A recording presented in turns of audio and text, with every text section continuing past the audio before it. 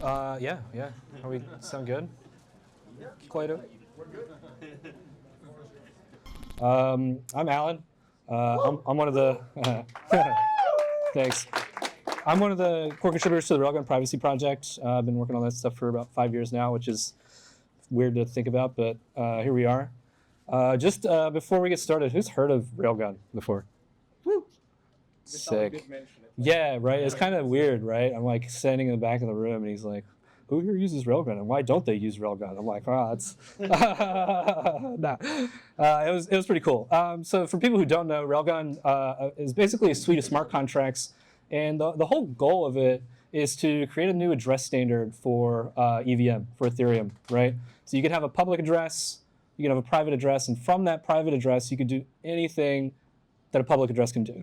Right, so that's sort of the goal of like all of the research that's happening around this protocol, and a lot of people say it has like product market fit and stuff like that, and I don't know if I really want to debate them on that. I'll take the compliment, but I think one of the things I'm going to try to talk about a little bit is sort of like I guess market fit in general for privacy and sort of like shift the narrative. I've been to a lot of these Web3 privacy events.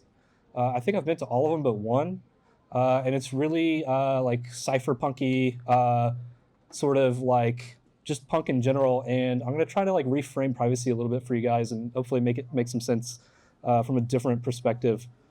So I think like the first thing we need to talk about is, let's see if my slides work. Fuck it, we'll just send it. Okay. Oh, sick. We can do it, guys. Teamwork.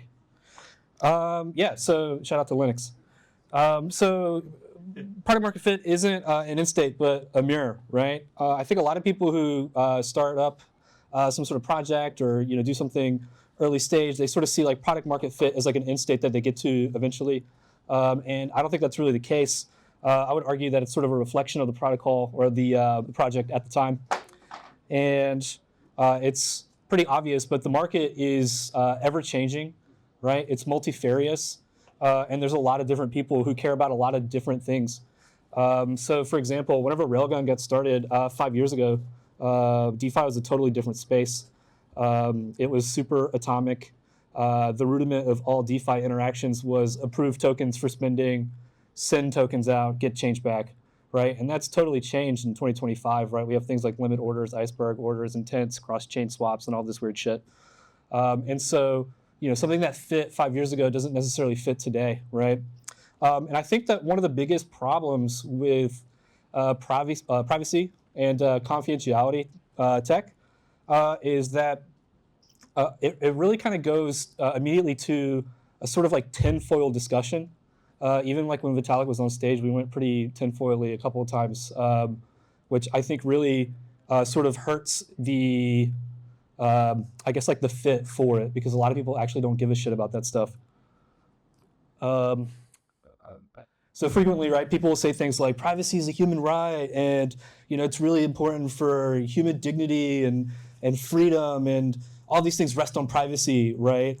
And so like people give examples of human rights activists and humanitarianism in general, and like protection in unideal nation states, and like journalists working in authoritarian regimes, and all this stuff. But I think like the reality is no one gives a shit, right? No one cares about that stuff. I don't know any journalists working in authoritarian regimes, right? And I know it's harsh to say, but like if that's like where we go to talk to people about why privacy matters and like why it should be baked in, like they're just not going to give a fuck.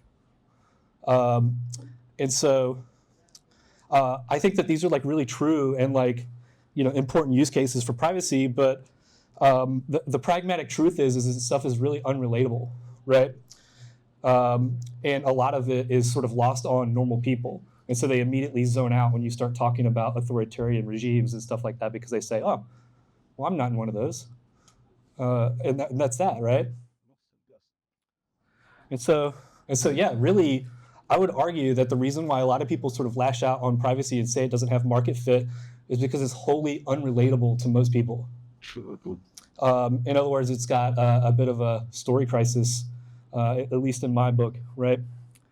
Now, before everybody thinks I'm like some sort of like, I don't know, terrible person and I don't care about human rights and, important stuff, I do want to flag that I run a charity and have given hundreds of thousands of dollars to feed people in New York and things like this. So I definitely give a shit. I own a 501c3 and have for 5 years.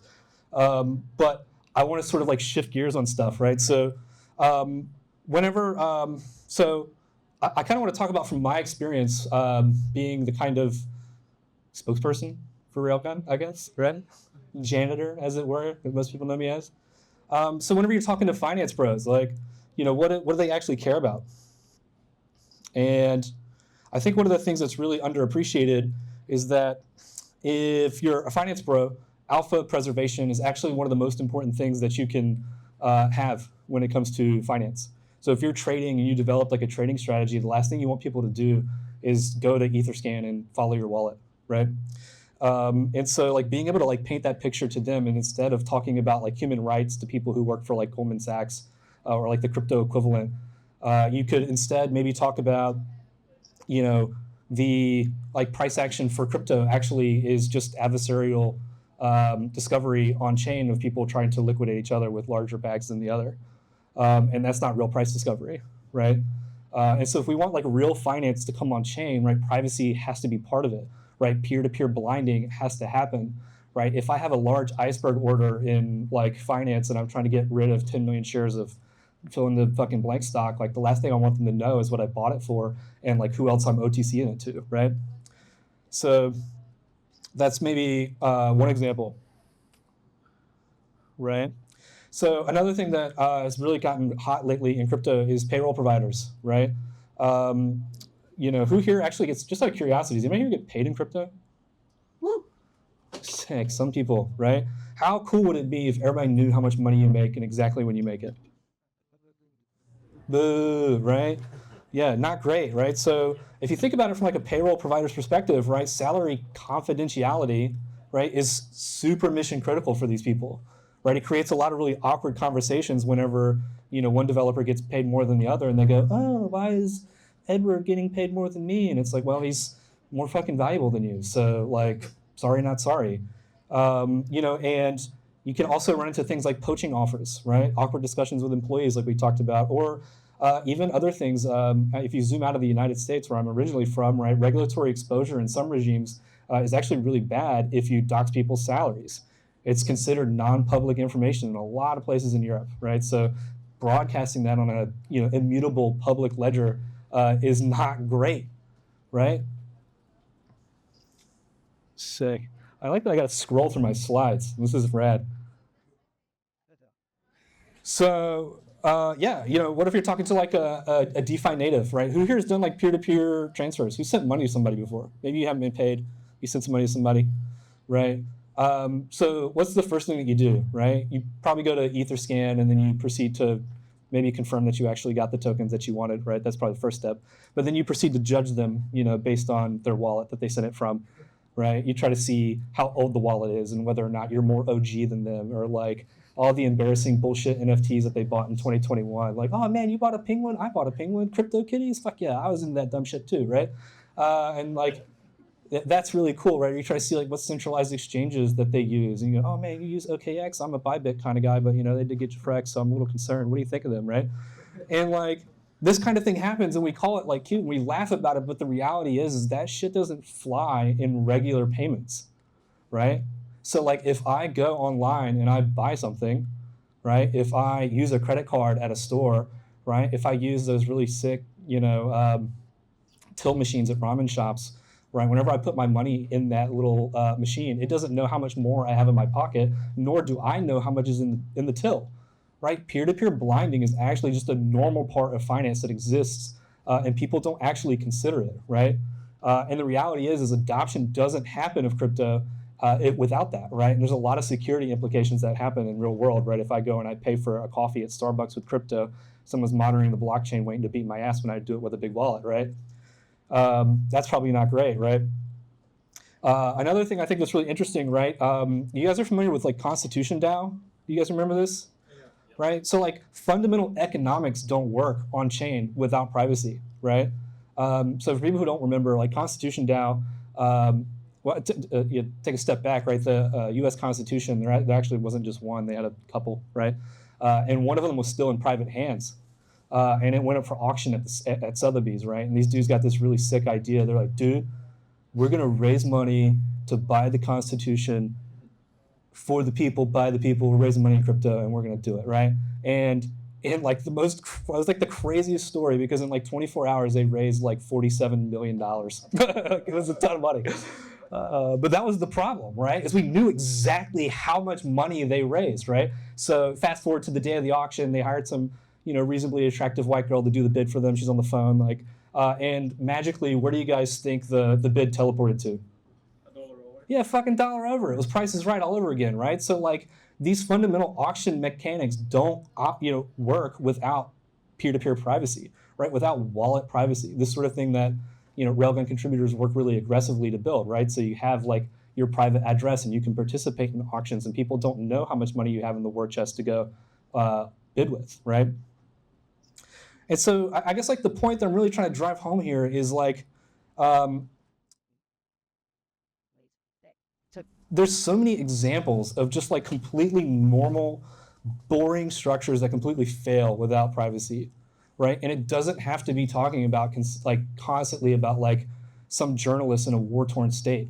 My heart goes out to those people, don't get me wrong, like, and it's a valid use case, but immediately when we talk about that kind of thing, like people glaze over. And I know I'm in like a cypherpunk room, and so a lot of people give a shit about that stuff. Zoom out. Zoom out a little bit. That's my biggest thing, right? So I think that like to sort of like sum it up, sick out of slides. The product market fit is a story, right? It's sales, right?